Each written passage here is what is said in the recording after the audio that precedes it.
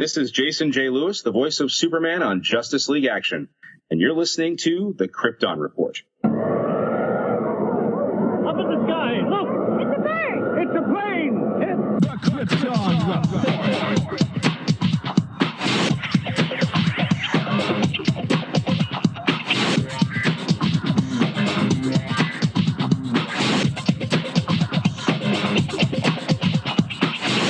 Welcome to the Krypton Report Podcast, presented by the Southgate Media Group. The All Things Kryptonian podcast, including Superman and Supergirl. We discuss games, movies, cartoons, TV shows, and comics. Krypton Report Pod can be found on Facebook, Twitter, Skype, YouTube, and Instagram. And if you want to drop us a line, send it to kryptonreportpod@gmail.com. We are on Patreon under Southgate Media Group. And our official merch page is tpublic.com. Search Krypton Report. Now on with the show. All That's right. awesome. So we just watched, again, together, the SHAZAM. It's like a trailer, but like it's a TV spot trailer, because I guess we're supposed to get a longer trailer. But this is like the placeholder? I don't know. But it's, 53 seconds of awesomeness for SHAZAM. Yeah, absolutely. And dude, I'm pumped for this movie. Like, I thought it was kind of weird at first when they said that New Line was doing it, even though it's owned by Warner Brothers, and it's always one of those, like, why is it done with New Line and Warner? I don't know. Like, they own everything. But I love that this film is part of the... I think this movie will prove that you can do continuity without having to beat it over your head. Yeah. This film's like, oh, it's in the same universe. It's connected, but, not everybody has to show up in everybody's movie and constantly be together. It's kind of like James and I are in the same state. We're 2 hours away. Give or take. It's Ohio. Everything's about 2 hours away. But we're not constantly in each other's business, Like if there's a TV show called James, I would appear when we podcast. I wouldn't be like every episode like, James, I heard that you're outside. I thought I'd stop by. Nice. Yeah, I think, we had discussed this a lot in the early movies leading up to Justice League and Justice League, about how, and it worked for me. And I think for the most part, it worked for you, the way that they were, building the world and weaving the threads. There were a lot of threads that they were trying to weave together to build the universe without putting in the amount of time, that say Marvel did with, its multiple standalone movies, solo films before they teamed up.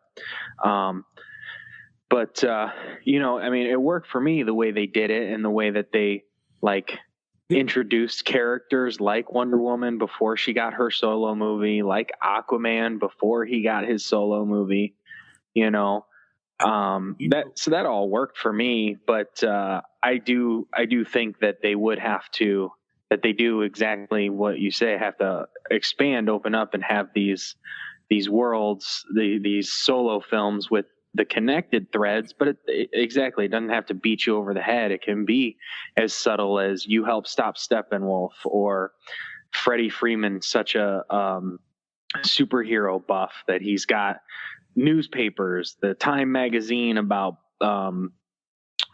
Black Zero, and the bullet that smashed a bullet that actually hit Superman and flattened. Yeah, that makes perfect sense, much like the way in the comics, that they're fans. And the other thing is, they wanted to establish their universe by almost working backwards, which I think could have been really cool. And this meme, I think I saw the other day, pretty much summed up how I feel. It's like Warner Brothers wants DC, hires a director, gives the director full reign, shoots the film, post-production, interferes, that kind of, the way it seems, certainly, huh? And the thing is, the least movies that are interfered with were Wonder Woman, Aquaman, and Man of Steel. And arguably the three best movies that DC's come out with. Exactly. And okay, so SHAZAM from the imagery, has callback references to like the other DCs, but this is the first one that I think, for lack of a better term, is Snyder free. You know what I'm saying? Like, he's not producing it. I don't see. He didn't cast anything for this. You know, he doesn't have any fingerprints touched on this. Right.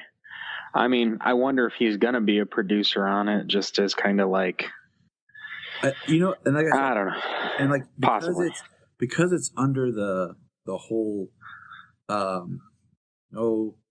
New Line Cinema.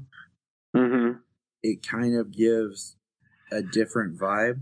Like, right. Like I'm looking at the producer credits and everything. Like, Dwayne Johnson's an executive producer on it. You know, none of the names of people who have touched any of the other DC properties on there. Not even like Jeff Johns or anything. So wow. You know, and not even James Wan as a producer. You know what I'm saying? I would be really surprised if Jeff Johns doesn't get a credit on it, because they're like literally translating his story. Yeah, and or large parts of his story from New 52. And we're gonna read you, like, we're gonna cover that as a review here soon, because I really enjoyed what he did with the New 52 introduction of Shazam. Mm-hmm. But let's dive in here and talk about this. Now, when this... So I'm playing it right now again with the sound off, because there's some stuff I noticed I want to point out. At 3 seconds, there's a boy entering the Rock of Eternity, and it's not Billy. No, it's a young boy, and he's wearing like a sweater vest, it looks like. I'm betting that this is young Savannah when he was the story that they say that he was chosen, but then cast away and not given the power. And I kind of wondered that the same, because sweater vest, dress shirt, and the way it's cut in this trailer is you're behind, you see the boy, it fades to black, and then it pans to the front, and it's Billy. Yeah, well, it's like it opens up with Billy getting off of the train car, like the train car opening to the Rock of Eternity, and then the young boy, and then to Billy. And then we get probably the most epic shot of this whole trailer is Billy on the rooftop. Which I know I'd do if I could. Yeah. He runs, and he runs, jumps off the roof and yells Shazam. He gets hit by the lightning. And I don't know if you've seen a fan edited this image, this scene, with the lightning bolt that crashes behind Batman and BVS when they're fighting Doomsday. Mm-hmm. It's just kind of neat. And he said, and he flies off. Okay. First time we see Shazam fly, like he takes off after being hit. There's like another night flying shot. It looks like he's chasing someone. Let's see if we can pull this back. He's not so serious. Yeah, like it's really quick, but he's definitely chasing after somebody. Yeah. And then the bus coming off the building, and it's like a lightning bolt where he comes in super speeding across the ground, which is pretty awesome. It's not quite like the Flash, lightning all over the place, but looks like a large lightning bolt. And he stops and he looks up, and then we get Savannah doing his best Emperor Palpatine. And, it looks like they're having it's a big showdown, like a Christmas village, which I think is funny and ironic and kind of great, because this will definitely become a movie to watch every year at Christmas. So that gives me some like good superhero movie to watch at Christmas. Kind of rewatching that quick flying thing. I've kind of gone back and it actually looks like he's being chased by Savannah. Yeah, and in that flying one. I'm curious about how much Savannah, where they're going to go, because, Savannah's got a really interesting history as just a comic book character. He's always kind of been the nemesis of Shazam. And if you get a chance, head on over to our Facebook page. I posted a link from Comic Book Resource where they discuss the difference between like a copyright and a trademark, and why he was Captain Marvel, but then couldn't be called Captain Marvel in the comics, and then eventually why they just went with Shazam and the whole controversy with Marvel Comics having Captain Marvel and stuff. It's a really cool read. I just think that everyone was obsessed with the word Marvel from like the 40s and the 60s. It seemed like that was the word they wanted to use for everything. Right. And then we have the great scene of Shazam being like, "Where's your finest beer, please?" I would like to purchase some of your finest beer. Zachary Levi plays such a good role. Like a teenager trying to get away with buying beer. and I think that's why they cast him, is he has a childlike charm and believability. Like, yeah, he's not as big as like you would kind of like think of Shazam, but I mean, look at the other live action incarnations they had in the old like Shazam show and serials. They were never like super ripped, but he's got that innocence, that surprise, like that just looks like a kid that all of a sudden's in an adult body. Right.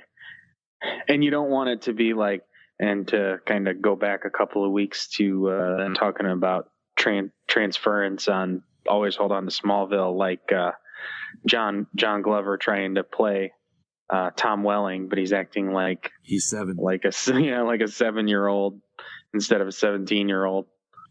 Exactly. Like he does it. It's just such a fun believability from. Yeah, it's pretty effortless. And he's always been like a cool guy, and I think it's kind of ironic and funny in a way that like he's like best friends with Brandon Routh. So it's like, man, just kind of sucks we wouldn't be able to see like Shazam and Superman like that together, but whatever. Right. I'd still kill to see a cameo of Henry Cavill in this, though. Oh, dude, don't even get me started. And the one thing about this, as we're going through, is the marketing thing about this. The marketing for BVS was super oversaturation. Mm-hmm. And that, I think, helped kill it. But this is, like, minimal. Like, yeah. Like, even this trailer, like, yes, I'd like to see more, but I'm okay with this. Like, I'm sold. Like, it just looks like a good time. And then, moving on in the trailer, at 36 seconds, we see Savannah punch Shazam, much like the kind of reminiscence of the Zod Superman fight. Yeah. And then the final few seconds is them at a real estate asking about a layer that looks over the rocks and splashing and like a castle. Yeah, that's on like a castle on a mountainside overlooking a cliff with some water splashing on the rocks. And just like some hyper, excited kids would be. So, I mean, I'm pumped. Like, it looks fun. It looks absolutely. And like, if any DC movie should be like fun, it's this one. I mean, it's really a kid getting to be a superhero, like a teenager, preteen, basically getting to the powers of Superman. I mean, how cool is that? You go from being like a little teen to all of a sudden you're an adult. Right. Yeah, I'm really excited for it. I mean, I know of the character from just a handful of things, animated versions, newer comic versions like the New 52. Him being the person who could take on Superman in Kingdom Come. Which was cool. But I always had a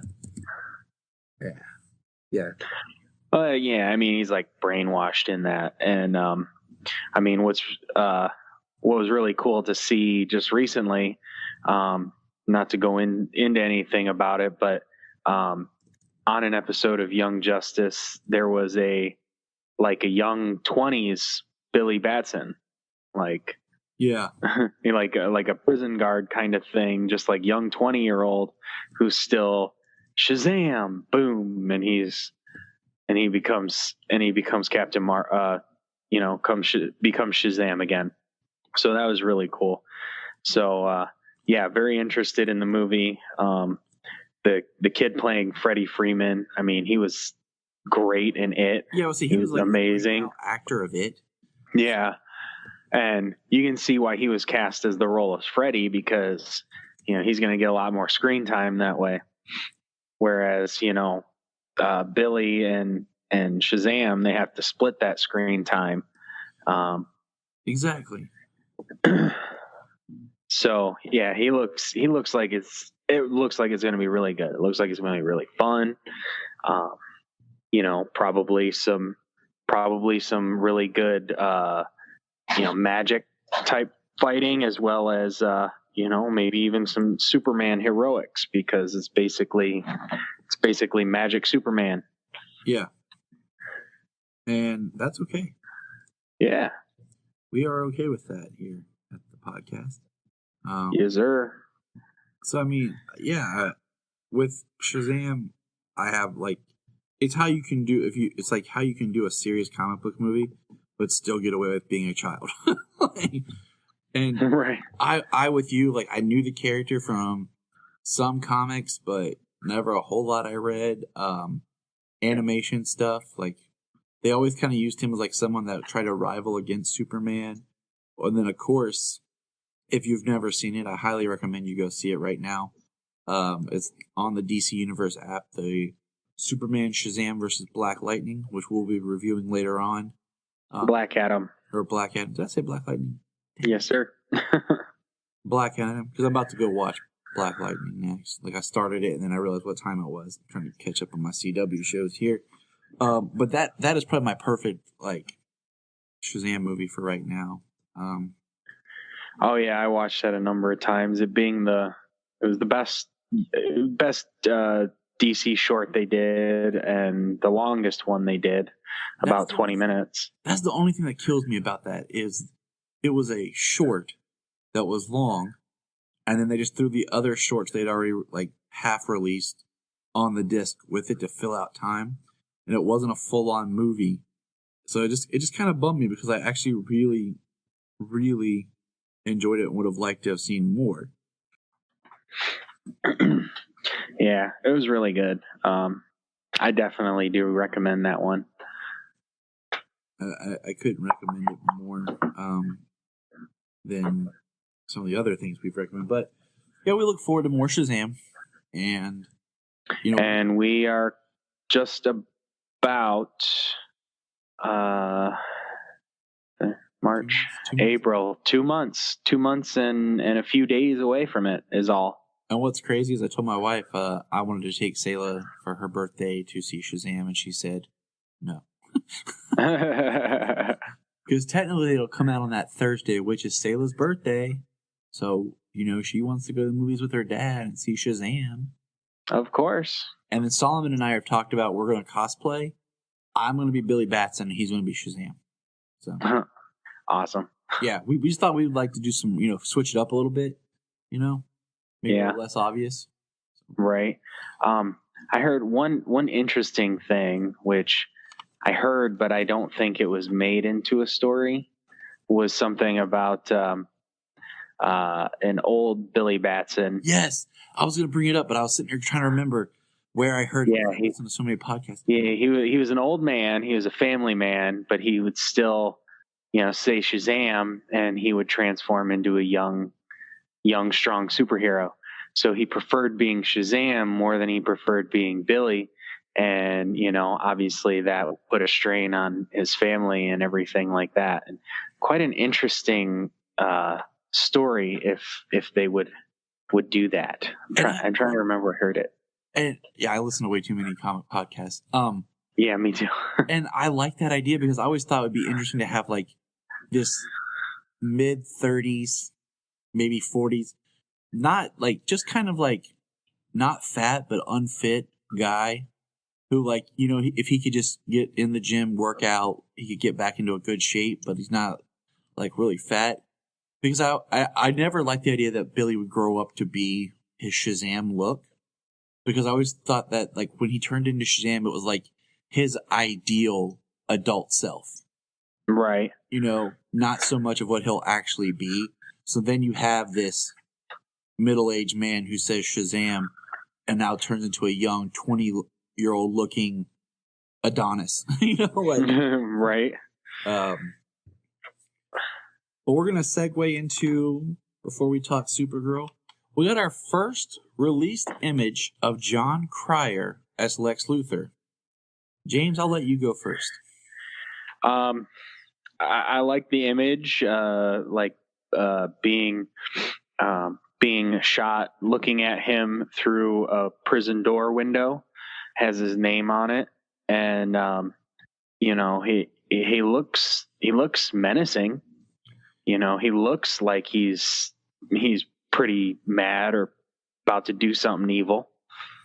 I will say, I will kind of like the beard because it's different. Mm-hmm. I like exactly what you said, but here's what I don't like. I don't like that it feels over photoshopped, that it almost doesn't feel like a real image. Well, that's every CW promotional still. Yeah, I mean, it's like every single one is shot in front of a green screen. And then they're like, okay, we're gonna put the entire world around you.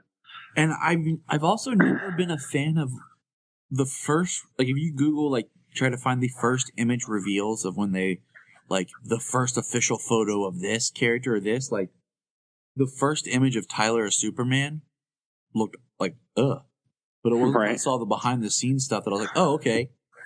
The first official image of Melissa as Supergirl did not look great. The first image that was released of Grant as the Flash did not look good. It was the behind the scenes image that looked great. So I've never been one to really like when they give us our first image of a character. I'm trying to think of course, there's always been like the little ones along the way, like when they gave us the first look at Mon-El officially, like that one wasn't bad. The first image of James as Guardian. But yeah, the first image of Melissa as Supergirl is like, it's black, and it's got her in the pose, and it's just, the background is just very unflattering for what they're trying to do with the character. Right. Well, only 4 more episodes, and we get to see Jon Cryer's Lex Luthor. So, I mean, to me, he looks okay. I'm not 100% sold, but I'm not like against it either. Well, you can't take much from a picture. Exactly. I mean, and Jon Cryer is an actor. I think he's good. I love that he's a legacy character, being Lenny from Superman 4, and the fact that, like, there's been comments that he loved what he did, but was really heartbroken when he saw the film and realized what they had done to it. And he's always played more of, like, recently, like the goofy guy, but I mean, he's an actor. That's what they're supposed to do, is act and embody characters. So I'm gonna give him the benefit of the doubt. You know what I'm saying? Like, I'm not hating on the guy. I'm just saying, prove me. Show me what you got. I'm not against it. This picture doesn't sway me either way. So yeah, I mean, bring it, Jon Cryer. Absolutely. All right, and then that brings us to Supergirl, Season 4, Episode 10. This one was our mid-season return. Our mid-season return, and it was good. I think the mid-season return of some shows sometimes falls a little flat or is a little underwhelming, but this one was looking at you, Flash. I didn't want to point it out, but yep, exactly. This one, it was good, but like we had talked about before when we did Elseworlds, it'd been nice if they would have done some of that Lois, Clark, Kara post DEO like as its own episode. But we left off where Kara is no longer working at the DEO. She was let go, which I think it's about time. We're in season 4. I think the DEO is kind of stretched as far as it can go. I think we need to shake some things up, and just for example, throwing this out, a lot of people said that season 3 of Superboy, I believe it's season 3, don't 100% quote me on that, was when he started working for a department that dealt with, it was a government like organization he was helping out and stuff. I haven't got there yet on my Superboy watching. I'm in season 2, almost to season 3, so I think it's season 3. And a lot of people said it got better. Then it got really good. So I'm like completely cool with like the idea of Supergirl working in the reverse, and kind of branching out on her own, especially with what we see where, in this with, this is a commentary cast, so spoilers, but where John is, setting up his own private investigation agency. Which has an awesome looking set. I like that office. Oh, dear Lord, it was. I was like, yes, let's hang out here more. Yeah, he's got bookshelves and all kinds of stuff. He's got records. It's like 2 floors. He's got a big conference table in the middle and his desk on the side. And I mean, it definitely, I think, is where the show kind of should go to keep it a little bit more fresh, keep it a little bit to change up the status quo because, we wouldn't get stuck in a rut. Yeah. But the episode starts with the Red Daughter, who we really haven't got a lot from training. And that's about it. Mm-hmm. Yep, doing some training, smashing some drones. I mean, that's a good time. It was a good workout. Yeah. And then we get basically a cut to a military ship under attack. Supergirl shows up. She says she sees a shimmer, which is an alien race, I believe, because they just it started with an M. I don't remember. And then the DEO show up, and they're all like, "You're contaminating our crime scene." Yeah, Haley's being a real bitch. I mean, there's no other word for it. Like, no, in this episode, she's been a bitch since she showed up basically at the DEO. But in this episode, she is the epitome. And I mean, going to that point, I was hoping that she would die. I was hoping that, since she went off by herself, I was hoping she would die and Kara wasn't going to be there to save her. And then we learned that we've talked about this before. We're not sure how much the DE knows about Supergirl and her involvement.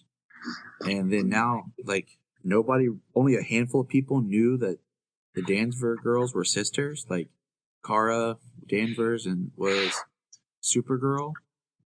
So, I mean, we have this whole, like, hunt where they want to find out who is Supergirl. You didn't get that reference. Nice Jim Carrey reference. Don't call yourself a DC fan. But, it's just...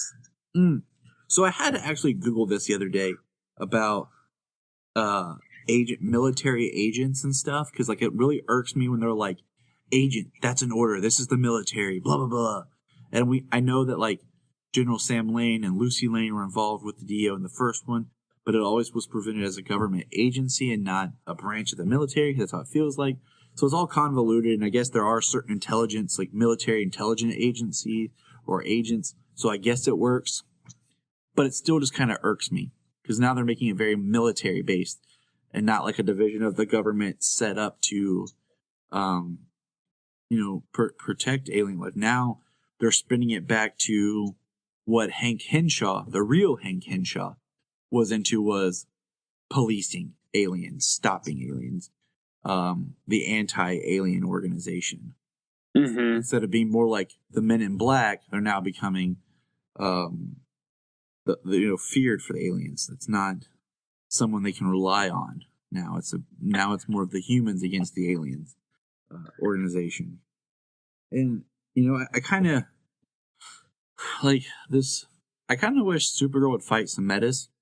Bring back some villains like that are metahumans or something like that more, and get away from her just fighting like alien renegades. Like that was kind of like the story of season 1 was the Fort Ross and everything. But that's just me personally. Yeah. I'm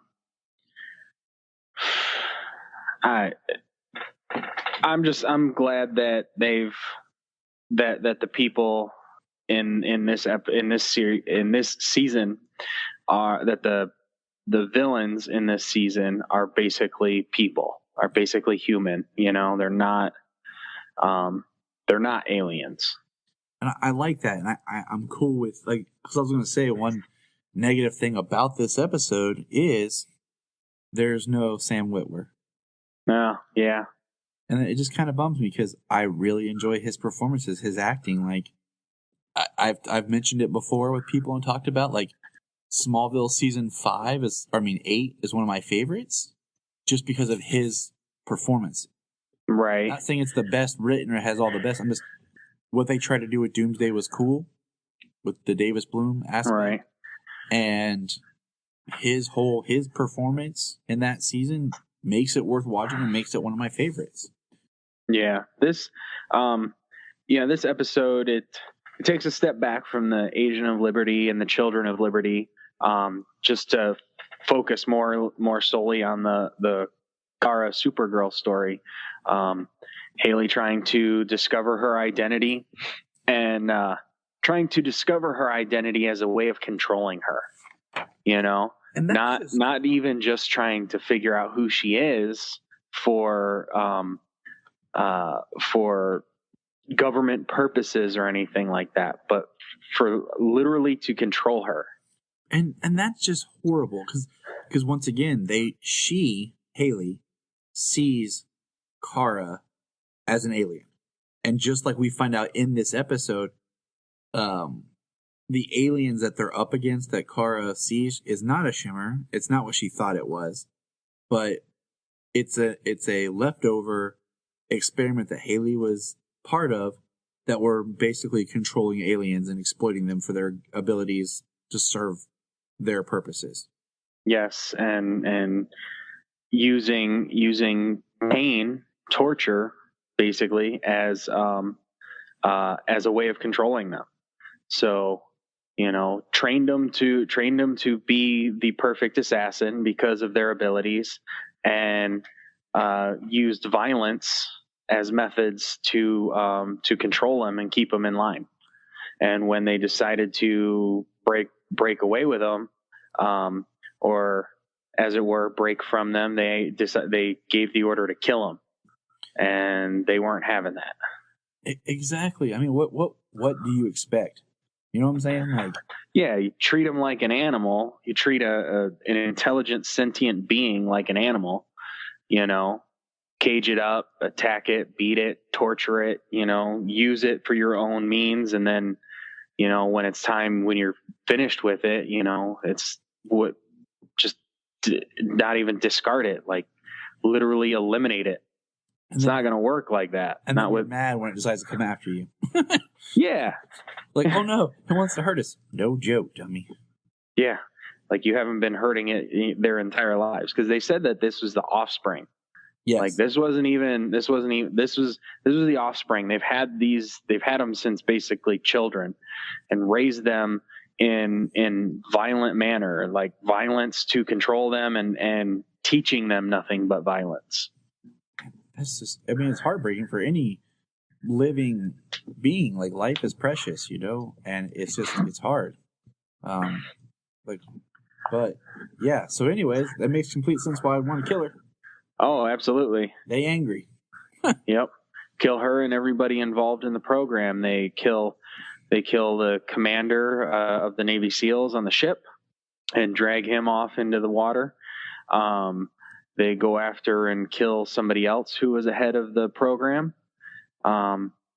where the creature, where the alien, instead of being captured and taken into custody, and just at the mention of Colonel Haley's name, kills itself rather than wanting to be put back in that person's custody. You got to be something that where someone's willing to just like suicide to not be around you. Yeah. Like, hey, we're going to go visit James. Oh, crap. Wow. Well, damn, I didn't think I was that bad. Exactly. Wow. Yeah, it was pretty wild. And then they prepare, and last season, John eliminated live fire deadly weapons from the DEO. Well, in this episode, that Haley reinstates them, and their orders are to kill these aliens on site. Yep. Like, this is a terrible woman.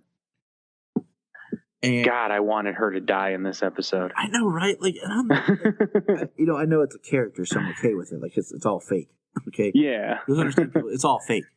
All right. So, well, granted, I know that there's a real person out there like this, and they deserve to die too, but I don't know them. So yeah, I haven't met them yet. I can't. So we'll hold on. We'll hold on that and jump to Brainy attempts to ask out Nia, which is basically he asks her out on what she thinks is a date, but it's really just a I need help information thing. So yeah, Brainy is not the best for dating. Yeah, kind of like a business meeting to ask her to utilize her powers in aiding Supergirl. Okay. Which I like the interaction between, to step away from Nia for a second, the interaction between Brainy and John when he is asking John to help Supergirl, and he's like, I will pay you, and he leaves money on the table. No, somebody dropped that there. No, you dropped it. Send me the bill then. Okay. That was a really good interaction. Brainy's just he's getting better. He's getting better. Like, he's not exactly where I envision and want Brainiac to be. Like Brainiac 5, like I kind of expect more. But you know, a lot of these characters are trying to evolve these characters. They're not trying to just be like, oh, here they are fully formed. Like, let them breathe. Let them. Yeah. Well, that's hard to do. I mean, you know, these characters aren't Batman, Superman, and Wonder Woman, who have 75, 80 years worth of history that can just, and are such, such the archetype that you can literally drop them in fully formed and just pick up anywhere in the middle in their prime and just go with it. And it's accepted, you know? So the aliens were called the Morai, is what they are. That's what it is. They look cool. They look awesome. So the Morai... Almost trench-like. Yep. So Brainy's big revelation is to basically try to shoot the Morai with paintballs so that they can see them. Because Supergirl can kind of see them because of her X-ray vision. She's trying to help the DEO. Supergirl ends up saving Haley, but Haley finds out that Supergirl is Alex's sister. Alex punches her in the face. Yeah, because she's threatening her. I know who you are. You'll do everything I say. And if you don't, your friends, your family, everybody will have a target painted on their back because of you. And bam. And I kind of wish, we'll get there, but I loved it. I was so pumped for Alex. I was like, yes. I was like, John, John wipes Haley's mind of knowing who Supergirl is. But I guess, as he put it, like, it doesn't take away that the drive for her to discover who Haley is.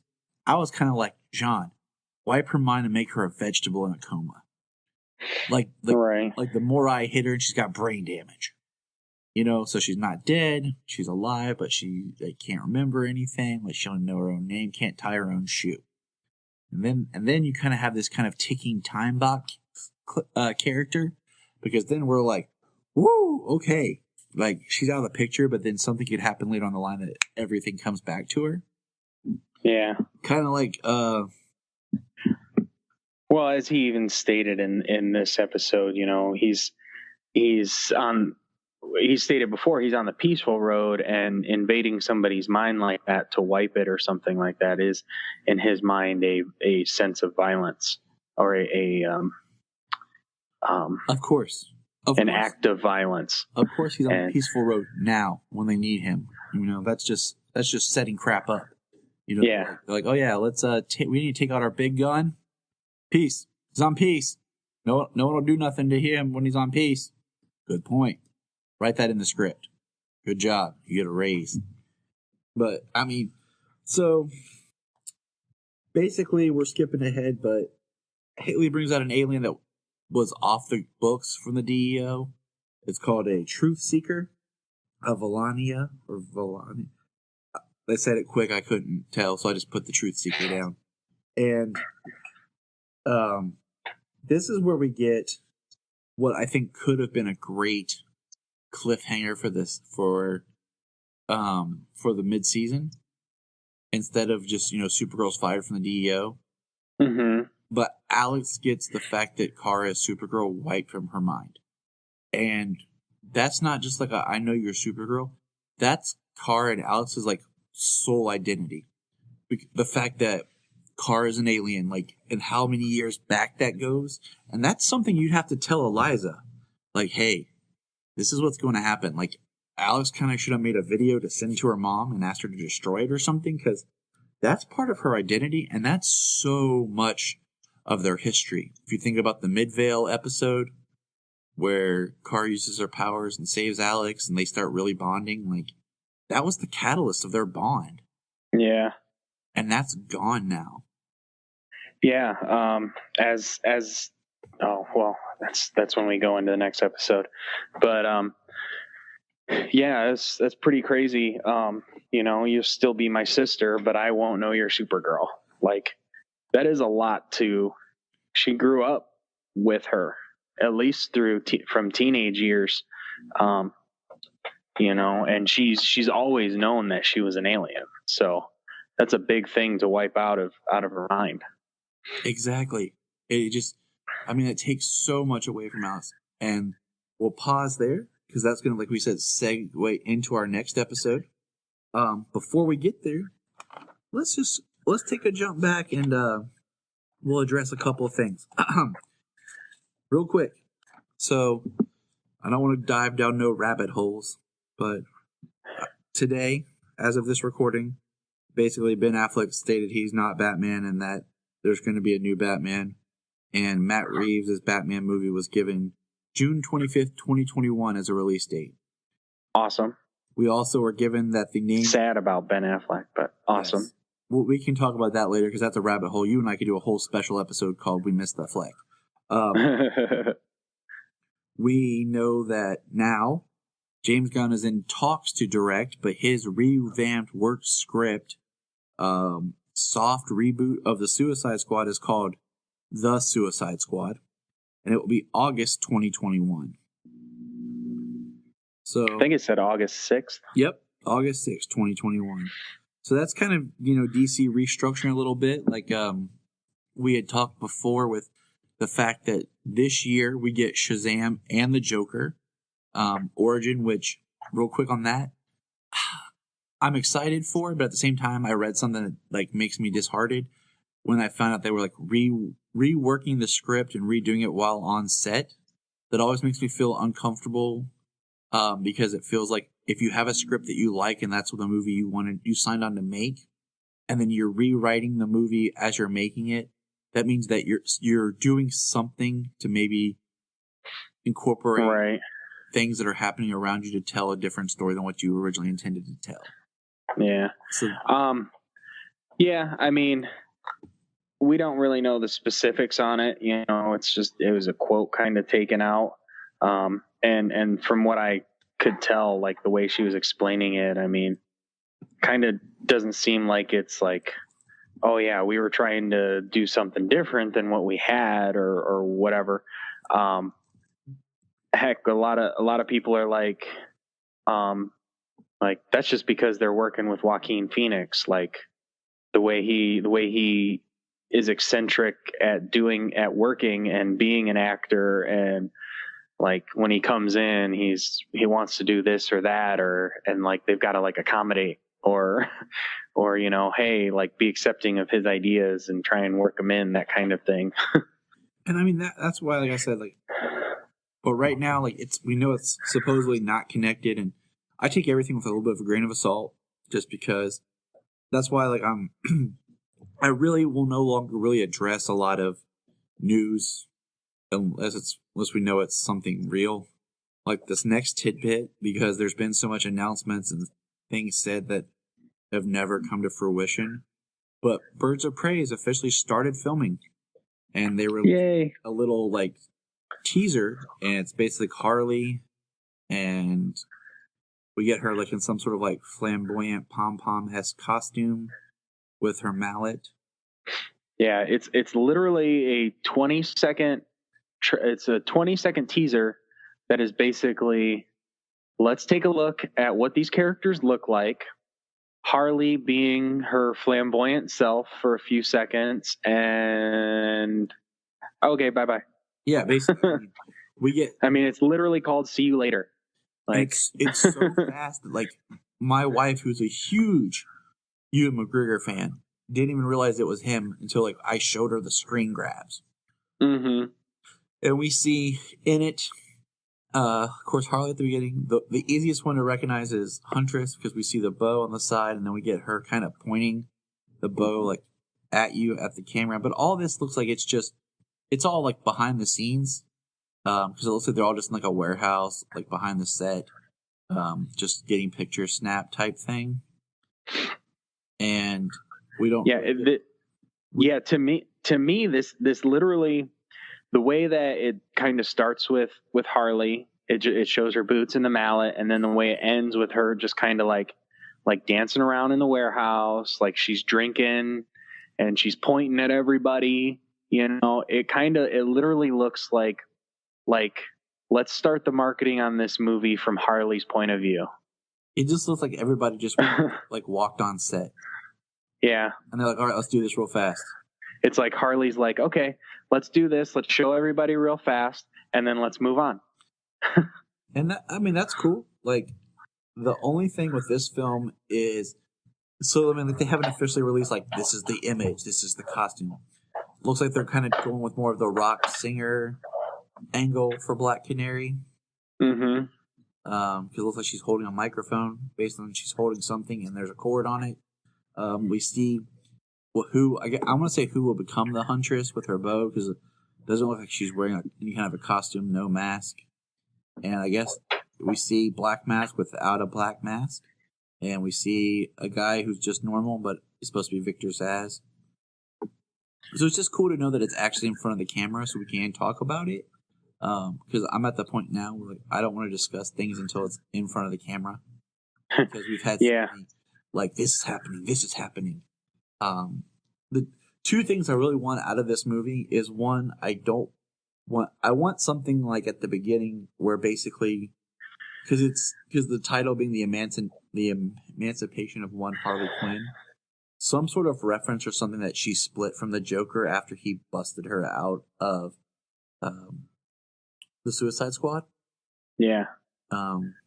So like it is kind of a spin-off sequel from that. Like that's where Harley goes. Because we know Suicide Squad 2 is kind of like a soft reboot, which is fine, because that's the point of it. You mix characters up when you do the Suicide Squad. Yeah, you don't necessarily have to have any of the same characters, or you can have just one or two. I want Deadshot back. Yeah. And I mean, if they want to bring anyone else back, that's fine. But Deadshot, I think, is the one you should have back.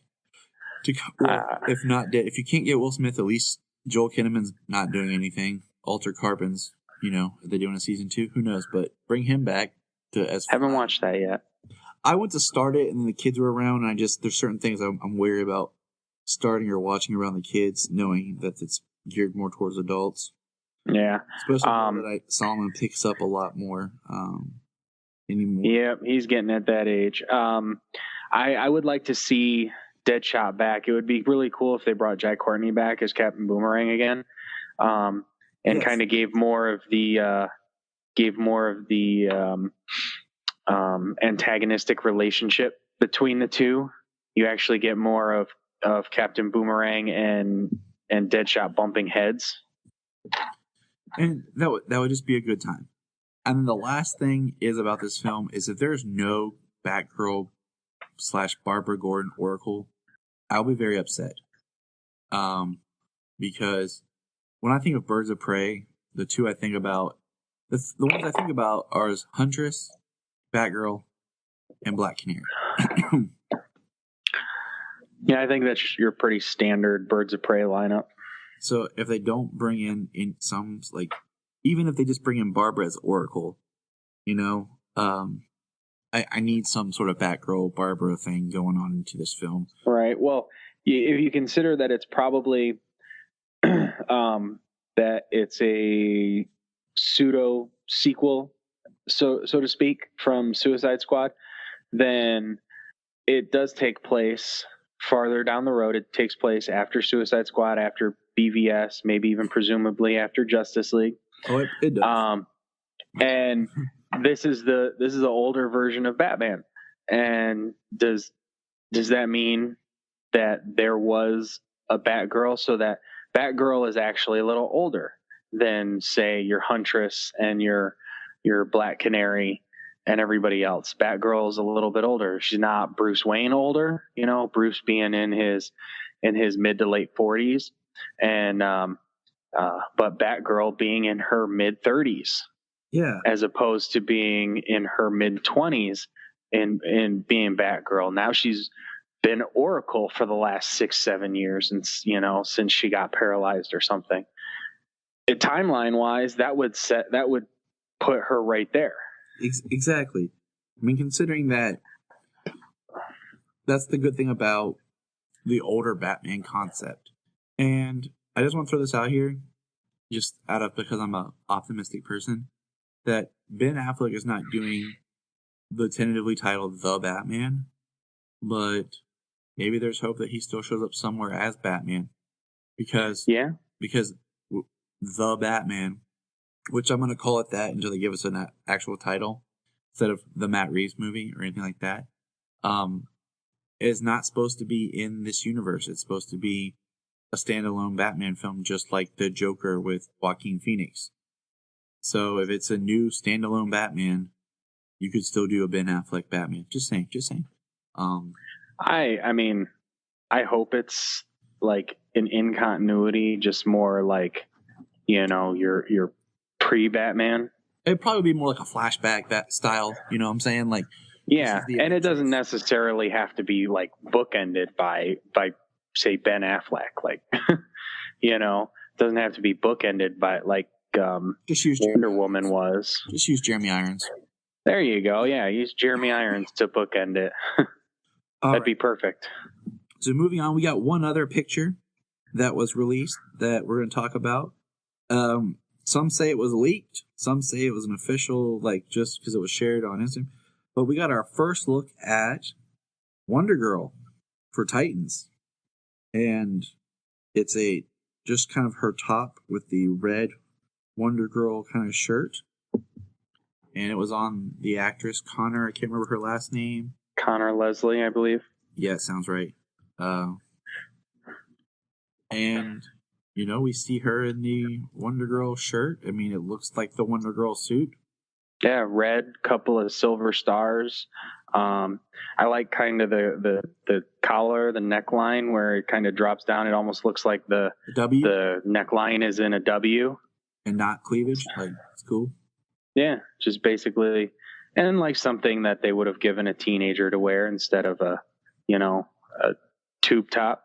Yeah, I mean, because later Donna Troy gets the like black and silver. Yeah, and that's more of like when she's Donna Troy, not so much Wonder Girl. It's like, so I'm wondering if this suit, it's supposed to be, I guess, in season 2. Like, it's like her old suit. Maybe she digs out. Maybe it's a flashback. Maybe it's current. I don't know. But cool. I hope to see her in season 2. I hope to see the costume in season 2, especially since she said she still has it, which I liked in that episode. And that makes sense. I burned the Robin suit. Why did you burn it? Mine's in the closet. Those things are expensive. Exactly. And that's why it'd be kind of cool to see her just pull it out like she needs to wear it. I suspect she'll be in season 2 because the way that season 1 ends on an episode that is like a cliffhanger, but at the same time is like anticlimactic. Because the way it ends is like the next part has to go directly into it. Like, you can't. Yeah. Well, I don't know if you have or anything, but I was looking around and I had seen that on Southgate there is a Titan Talks podcast, and a couple of guys who they're older gentlemen, and they basically read the Mark Wolfman and George Perez run of the new Teen Titans and stuff back in the day, and basically they had more firsthand knowledge of Titans and how some of the storylines, because they said before the show even came out that they're drawing heavily from the Mark Wolfman and Perez line of Teen Titans, that's what they were basing a lot of this on, and that it's this corruption story here. So just knowing that, still it was a lackluster, because it was a great episode, but being a season finale, it was pretty lackluster. But it feels more like a knowing the finale.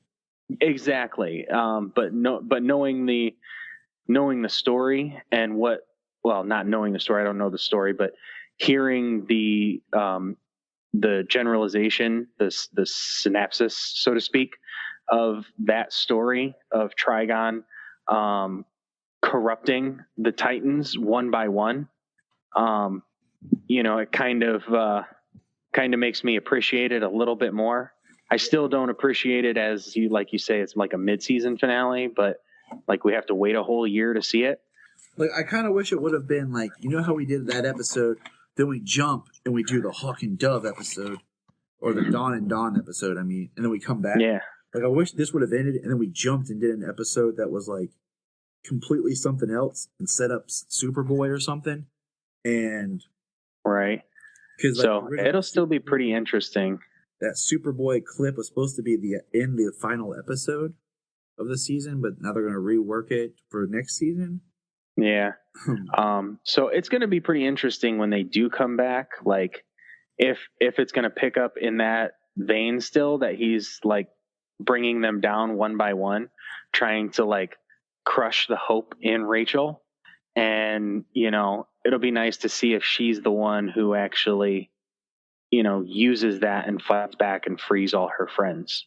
And then they all go after Trigon. It'll be really interesting to see what happens when it comes. And I agree. I don't want season 2 to end up being like a build up and then like the final episode is like them all come stepping out in their official like costumes and Dick's Nightwing and they say Titans go or something, and then that's where the series ends. To Supergirl season 4 episode 11. And if we haven't said this already, it is cold where we are.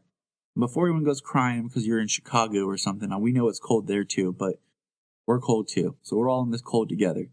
So James is probably freezing. I'm wearing a couple shirts and a hoodie. I'd start a fire in the house if Junia would let me.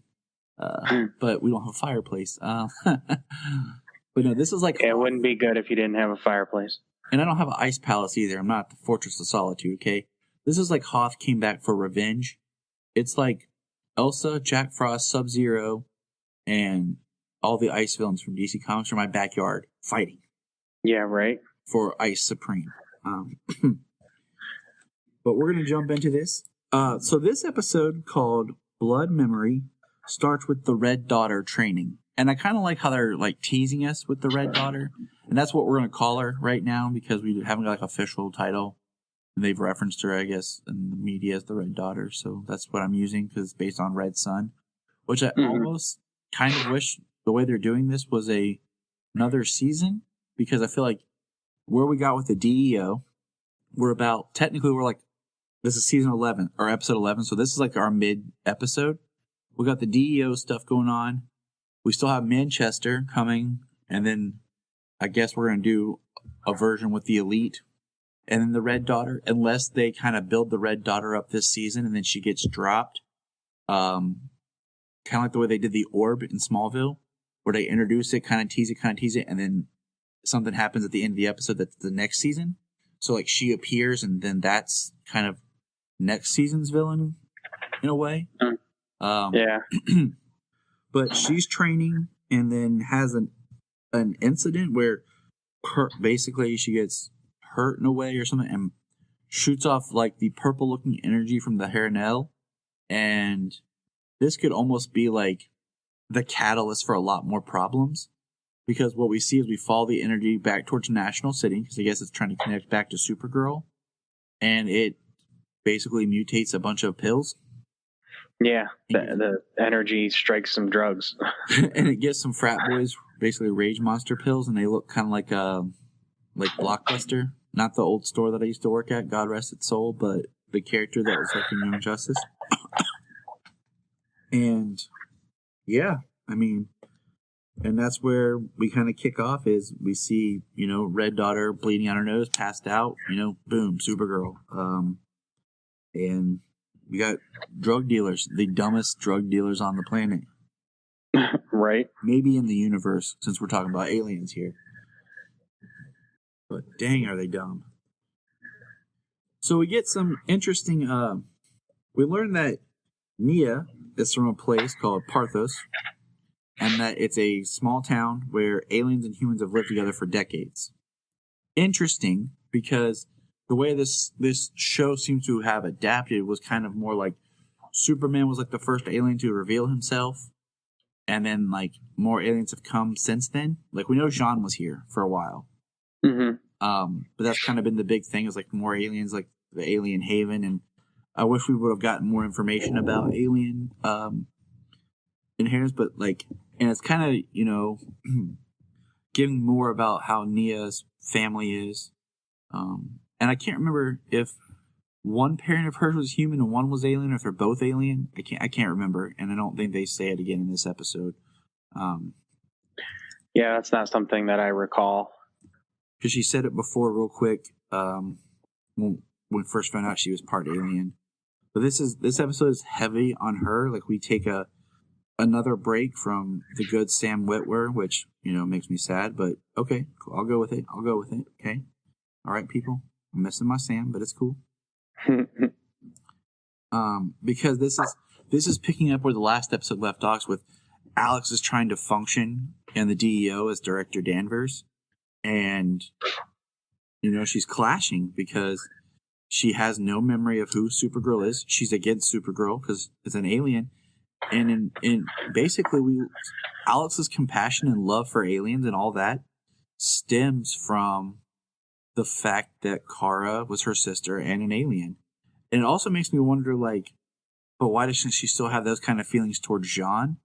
But I think we're going to see it play out more about gaps in her memories. Because of like, oh, Jean, remember we were there that one time doing this, and wait, because, Kara was there or Supergirl was there. Why was Supergirl there? Like, I think it's going to start to be more and more problematic because this is what this episode proves, is that Alex is having a hard time thinking and concentrating and working because a lot of her personality was formed with her being there by her side. So like even her status as an agent, the things that she could do, some part of everything, every part of her, some part of every part of her is connected back to her growing up with an alien as a sister. Yep. And now she doesn't have that. So it's like they stole Alex's identity, and they didn't even realize it. And that's the repercussions that they're going to have. We see the frat boys with the pills are apprehended by the DEO. They wear off. They're trying to interrogate them. And we get a really cool dude bro Brainy scene, which is kind of funny, but at the same time, like, if you fell for that from Brainy, you really are an idiot. Yeah, it was definitely cringeworthy. They're like, oh yes, we have the drug dealers, but the main crux of this story is Nia's home place is having a festival, like a harvest festival. Is that what she called it? Yeah. Which is kind of weird, like harvest festival post Thanksgiving and Christmas. Okay, like I live around farms. There is corn that grows behind my house. I can literally walk into a cornfield field, like Field of Dreams style, okay? In every direction from my house. So what are they harvesting like in January? Because we know the time frame a little bit because they did firmly establish Thanksgiving. So we know this is post-Thanksgiving. What are we harvesting here? Because this should be winter. Okay?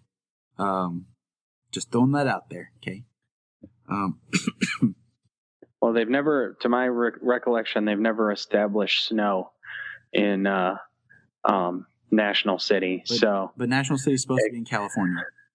Okay. So I mean, there wouldn't be snow. But generally more year-round, better weather. But I don't know harvest patterns out there either. But we know they traveled somewhere else because everyone's wearing a jacket. Yeah. For where Parthos is. But it was within driving distance. But that's just filming in Canada. Exactly. We're like really dissecting this. But yeah, so I mean, yeah, they film in Canada now, we know. But so anyway, we have Sons of Liberty that show up and Parthos that come to harass the people. On the way there, Nia, mentions to Kara, don't tell my family about my dreaming. She has a dream, tells Kara she doesn't. Kara is taking Nia so that she doesn't fall asleep while driving because her flight was canceled. So we know it's kind of in that gray area where you can drive, but you prefer to fly. Right. Distance. So Kara, tries to spin it into a story to get for James so that she can take Nia. And which is cool because some bonding, and Nia, tells Kara that she's a transgender woman in the drive, and Kara thanks her for sharing it. I think the weird thing I think about this whole transgender character thing, and with this episode's a little bit better of filling that out, is the fact that you're trying to tell a very strong character arc about a character and what's going on with the world today, but yet then you say she's part alien, and I think that kind of undercuts a little bit the seriousness of the transgenderness. But this, that's what I was thinking kind of with this episode. But then the way this episode plays out, I can kind of see where they're going with it. Because what we learn is Nia has a very close, supportive sister. And I'm trying to read my notes and my handwriting is horrible. The sister's name. Nope. Don't tell me, James. Okay, tell me, James. Actually, I don't recall the sister's name. What? We saw but the sister... No, I for whatever reason, I didn't feel her name was important. I wrote it down, and then I recopied my notes because I wrote it on a scratch piece of paper because I couldn't get to my book the other day because the kids were sitting with me, and I was like, oh, I'll just, fix it later. And especially after she shuns her for finding out that she has the dream powers and not her. Maeve. M-A-E-V. Maeve. But yeah, we find out that it's supposed to be a gift by blood that's comes down from mother to daughter. And Nia, inherited the dream powers, and the mother said that when she was pregnant with May, I'm gonna call her May, she felt that she was going to get the dream powers. And so the episode is the mother passes away. And Mia's trying to find a way. She's trying to tell her mom, and basically when she tells her mom dies. That sucks. Talk about pressure. And she's trying to, then she wants to tell her sister, but they're going to have a memorial for their mom. The whole town's rally. It's supposed to be a really small town, which it has to be extremely small for how they depict this town. And, basically the Sons of Liberty trick these stupid drug dealers into saying that they're going to score and buy their drugs, okay, for $10,000. They want to buy these pills. And you can tell these drug dealers are dumb when the one refers to the girl that's with them that we're going to make so much money, you'll be like, college what? $10,000 is not worth college what? Yeah. Okay? 10 million? Now we're talking, okay? But the drug dealers get beat up by the Sons of Liberty, and they take the pills, and they're going to go rough up the town because it's like a human-alien celebration. And then I have to throw this quote in here because Junia was like, that is the worst makeup job I've ever seen in my life for the supposed bruises of the guys that got beat up. It doesn't even look like they got beat up. It looks like they just got paint in their face. I've seen theater makeup, and I've seen people do makeup and stuff. I watched a dude make, with glue, water, and a paper towel, make a really cool facial wound, then put some makeup on to look better looking than what these guys looked like. And this is a professional TV show. Right. Go back if you get a chance, look at the episode, look at their supposed bruises in their makeup, and you'll be like, oh my god, that's horrible. So shout out to Junia for pointing that out.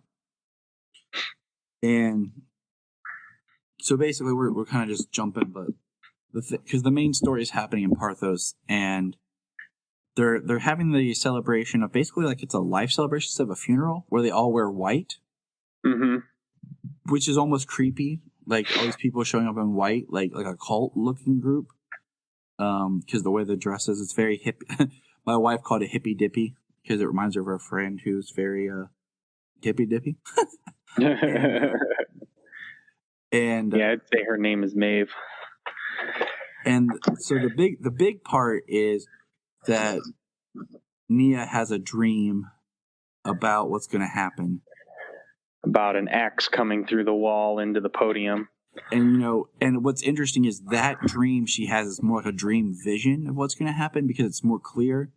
Because earlier she discusses how the vision she had of her mother's death was all riddled in imagery, and she couldn't decipher it because she never studied dream language the way Maeve did. Yeah. And she jumps and she saves Maeve.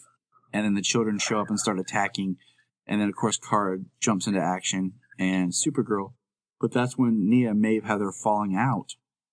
And Maeve, is angry that she has them. She basically, I don't want to know. Sometimes people say things out of anger that they don't really mean. It's just a way of digging at somebody or attacking them. Because she comes out and says, you're not even a real woman. How did this happen? And it was just like a hard dig, at Nia. Like and right. You think maybe part of it has to do with the fact that their mother died, and she believes she could have saved her if she had the dream powers. Yeah, and Maeve's been basically her whole life, like they've kind of been preparing her to inherit the dream powers. And so, like I said, I am curious to where they're going to go with it, because part of me, for the sense of story, really thinks it'd be kind of neat for Maeve to become full on angry and really want to take help out and destroy her sister. To go almost supervillain for it. But then part of me would almost like to see this Nia and Maeve team of one with the power and one being her man in the chair, because she can discern what's going on. But it's kind of where do they take this story? But let me share my favorite part of this episode with you. The part that made me question, I wonder if Alex remembers about Jean. Because, so Alex and the DEO track down the drug dealers, figure out what's going on, and they show up to help people because the Sons of Liberty have decided to burn down the barn. And they arrive, and Alex says, John, get the people. She sends him into the burning building. Yeah, I have the same thought. Jean's biggest weakness is fire. Okay, we all are weak to fire, okay? Me, you, Superman, Supergirl or not, but Jean Martianism overreacts to fire. And Alex is just like, Jean, run into the fire. I don't know if that was a writer oversight or if that's supposed to drop clues to us about Alex's cognitive ability towards Jean or not, but I thought it was worth mentioning. And then we have Alex kind of square off with Supergirl, and Supergirl uses her heat vision to disarm Alex's gun to get her to stop, because an alien is defending itself against. We find out that the drug dealer's sister took one of the rage pills to go and fight the Dude Bros from Liberty, and that's where we really get the the education about how the DEO is changing. Mm-hmm. Yeah, she's pretty hard on Supergirl at that moment. She has to be addressed as Agent Director Danvers and all this. It's harsh. Yeah, she's really stern with her. She hit her, or she heat visioned her gun out of her hand. You struck a federal agent. you are no longer an employee, this and that, you have no reason for being here. And yeah, she's basically walking in Haley's footsteps. Yeah. I mean, I kind of want to see, for a story point of view, one, now Alex kind of buddy best friends Haley. Like they're now like on the same page. And then two, I could almost see Alex pulling like some sort of Kryptonian knife on Kara. Mm. Like a kryptonite knife, and like threatening her. Right. And I think that would be really good drama. Yeah, it's I don't think that this is the end. I think there's more to come, and more harsh treatment to come. I think it's only going to come to a head as the season progresses, until, I don't know, she gets her memory back. And then, so that happens, and then Kara and Nia are leaving. And, Kara's trying to, like, be all Kara-y and sympathize and empathize with Nia and trying to tell her, like, how she feels. And, Nia's like, I'm an alien, you don't understand, blah, blah, blah. And Kara just pulls over, gets out of the car, flies up, then drops down, and basically tells Nia, I'm Supergirl. And my sister, blah, blah, blah. Because she's already been planting seeds in the episode that she has a sister that she's close with and all this. And, she's like, you're not alone, Nia. Like, you have people that care about you. And it's just kind of, like, weird because Nia was the only person of the group besides Lena that didn't know Kara was Supergirl. And now Nia knows, but Alex doesn't. So we still have, like, two characters now who interact who don't know the hero's identity. Which is kind of cool because we kind of got away from that in everything. Yeah, pretty much.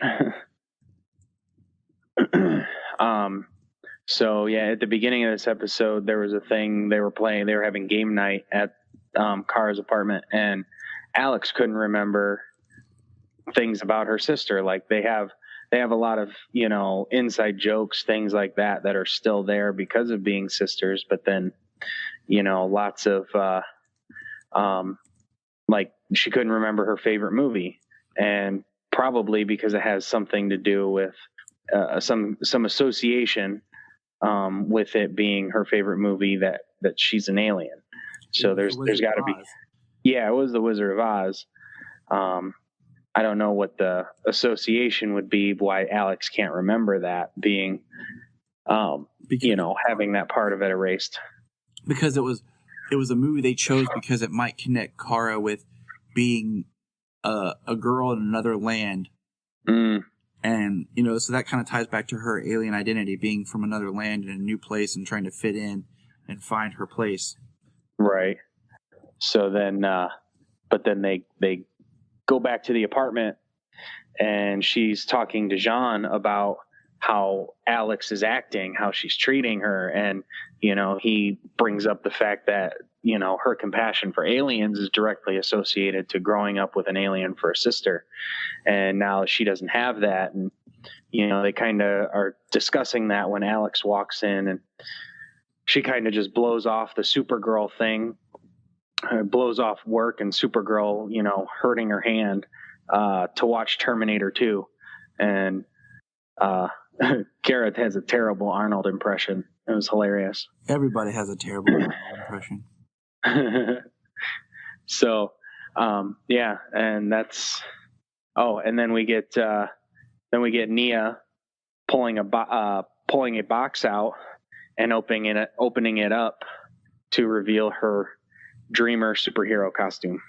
And then there's one more thing we didn't touch on. It's very like C plot, maybe even D plot of this episode. Is one of the reporters is following a money trail about supposedly some black funding for a mutant meta-human experiment that Elcor is doing. And she brings it to James to ask if permission basically to follow the money. And James takes it to Lena. And then basically he decides to drop it. So we're kind of seeing, are we seeing James's downfall? Like where, that relationship because they're trying to grow closer, but is James really doing what's right by it? So we don't know. I mean, that's really all it was, because then at the end of the episode, James comes back and tells that reporter that it all checked out. That's where we end. Look up in the sky. Look up in the sky. Look up in the sky. You can find us on Instagram, Twitter, Facebook at Krypton Report. You can also email us at kryptonreportpod@gmail.com. If you get a chance to go over to iTunes, please leave us a review to help us get better. If you're an Amazon shopper, just remember you can go to southgatemediagroup.com. There's a portal, log into Amazon, and you'll shop into your account just regular, but it also helps keep all the podcasts on and helps keep Southgate running. Remember, look up in the sky.